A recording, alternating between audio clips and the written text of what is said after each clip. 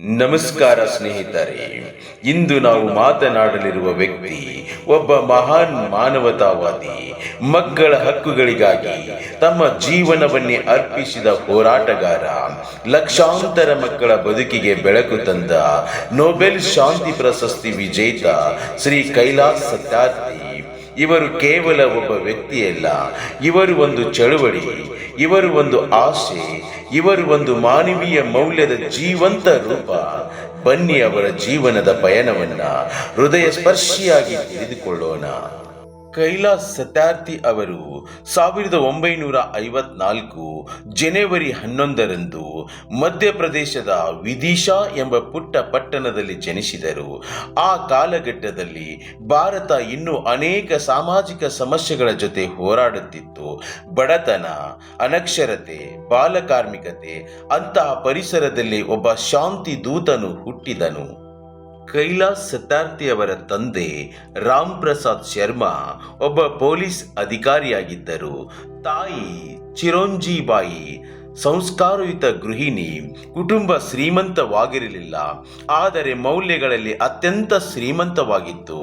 ಮನೆಯಲ್ಲಿದ್ದ ವಾತಾವರಣವೇ ಅವರಿಗೆ ನ್ಯಾಯ, ಸಮಾನತೆ ಮತ್ತು ಮಾನವೀಯತೆ ಎಂಬ ಗುಣಗಳನ್ನು ಕಲಿಸಿತು.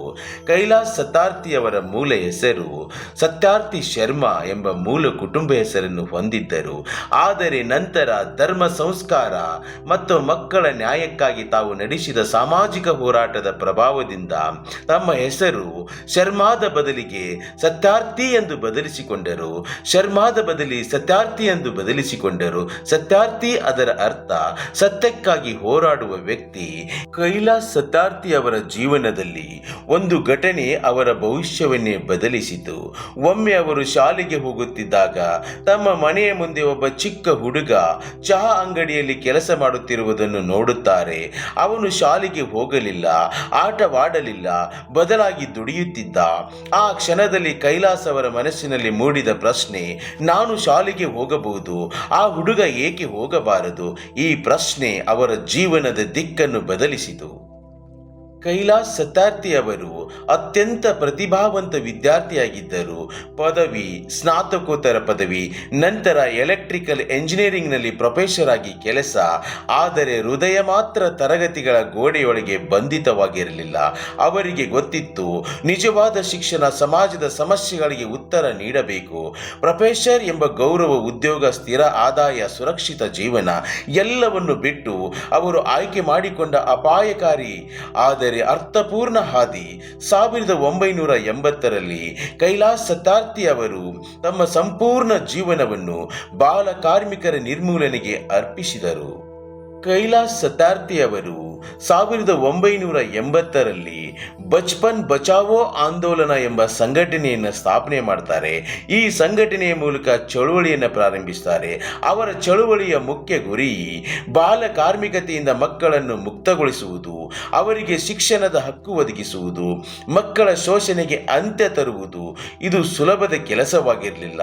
ಅವರು ಕಾರ್ಖಾನೆಗಳಲ್ಲಿ ದಾಳಿ ನಡೆಸಿದರು, ಬಾಲಕಿಯರನ್ನು ದುರುಪಯೋಗದಿಂದ ರಕ್ಷಿಸಿದರು, ಮಾಫಿಯಾ ದಂಧೆಗಾರರಿಂದ ಬೆದರಿಕೆಗಳನ್ನು ಎದುರಿಸಿದರು, ಕೆಲವೊಮ್ಮೆ ಹಲ್ಲೆಗೂ ಒಳಗಾದರು. ಆದರೂ ಅವರು ಹೋರಾಟ ನಿಲ್ಲಿಸಲಿಲ್ಲ. ಕೈಲಾಸ್ ಸತ್ಯಾರ್ಥಿ ಅವರ ಹೋರಾಟ ಭಾರತಕ್ಕೆ ಮಾತ್ರ ಸೀಮಿತವಾಗಿರಲಿಲ್ಲ. Global march against child labour ಆರಂಭಿಸಿದರು. 100ಕ್ಕೂ ಹೆಚ್ಚು ದೇಶಗಳಲ್ಲಿ ಚಳವಳಿ ನಡೆಸಿದರು. ಅನೇಕ ರಾಷ್ಟ್ರ ಸಂಘಟನೆಯಲ್ಲಿ ಮಕ್ಕಳ ಹಕ್ಕುಗಳ ಬಗ್ಗೆ ಧ್ವನಿ ಎತ್ತಿದರು. ಅವರ ಪ್ರಯತ್ನಗಳಿಂದಲೇ ಅಂತಾರಾಷ್ಟ್ರೀಯ ಕಾರ್ಮಿಕ ಸಂಸ್ಥೆ ಬಾಲ ಕಾರ್ಮಿಕ ವಿರೋಧಿ ಕಾನೂನುಗಳನ್ನು ಬಲಪಡಿಸಿತು. ಕೈಲಾಸ್ ಸತ್ಯಾರ್ಥಿ ಅವರು ಹೋರಾಟಗಾರ ಮಾತ್ರವಲ್ಲ, ಒಬ್ಬ ಚಿಂತಕರೂ ಹೌದು. ಅವರು ಬರೆದ ಪ್ರಮುಖ ಕೃತಿಗಳು ಮಕ್ಕಳ ಹಕ್ಕುಗಳು, ಮಾನವೀಯ ಮೌಲ್ಯಗಳು, ಶಾಂತಿ ಮತ್ತು ನ್ಯಾಯ. 2014ರಲ್ಲಿ ಕೈಲಾಸ್ ಸತ್ಯಾರ್ಥಿ ಅವರಿಗೆ ನೊಬೆಲ್ ಶಾಂತಿ ಪ್ರಶಸ್ತಿ ದೊರಕಿತು. ಈ ಪ್ರಶಸ್ತಿಯನ್ನು ಪಾಕಿಸ್ತಾನದ ಬಾಲಕಿ ಮಲಾಲಾ ಯೂಸುಫ್ಜೈ ಅವರ ಜೊತೆ ಹಂಚಿಕೊಂಡರು. ನೊಬೆಲ್ ಸಮಿತಿಯ ಮಾತೊಂದೇ, ಮಕ್ಕಳ ಮತ್ತು ಯುವ ಜನರ ಮೇಲೆ ನಡೆಯುವ ಶೋಷಣೆ ವಿರುದ್ಧದ ಹೋರಾಟಕ್ಕೆ ಮತ್ತು ಎಲ್ಲ ಮಕ್ಕಳಿಗೂ ಶಿಕ್ಷಣದ ಹಕ್ಕು ನೀಡಲು ಮಾಡಿದ ಶ್ರಮಕ್ಕೆ ಇದು ಒಬ್ಬ ವ್ಯಕ್ತಿಯ ಗೆಲುವಲ್ಲ, ಮಾನವೀಯತೆಯ ಗೆಲುವಾಗಿತ್ತು ಅಂತ ನೊಬೆಲ್ ಸಮಿತಿಯ ಮಾತಿದು. ಕೈಲಾಶ್ ಸತ್ಯಾರ್ಥಿಯವರ ಪ್ರಸಿದ್ಧ ಮಾತೊಂದಿದೆ, ಒಂದು ಮಗುವು ಗುಲಾಮನಾಗಿರಬಾರದು, ಒಂದು ಮಗು ಕೂಡ ಶಿಕ್ಷಣದಿಂದ ವಂಚಿತರಾಗಿರಬಾರದು. ಅವರು ನಂಬಿದ್ದು ಶಾಂತಿ ಬಂದಾಗ ಮಾತ್ರ ಪ್ರಗತಿ ಸಾಧ್ಯ. ಮಕ್ಕಳ ರಕ್ಷಣೆ ಎಂದರೆ ಭವಿಷ್ಯದ ರಕ್ಷಣೆ. ಸ್ನೇಹಿತರೆ, ಕೈಲಾಶ್ ಸತ್ಯಾರ್ಥಿಯವರ ಜೀವನ ನಮಗೆ ಕಲಿಸುವ ಪಾಠ ಒಂದೇ, ಒಬ್ಬ ವ್ಯಕ್ತಿಯು ಬದಲಾವಣೆ ತರಬಹುದು. ಧೈರ್ಯ ಇದ್ದರೆ ಅಸಾಧ್ಯವೆಂಬುದಿಲ್ಲ. ಮಕ್ಕಳ ನಗು ಉಳಿದರೆ ಜಗತ್ತು ಉಳಿಯುತ್ತದೆ.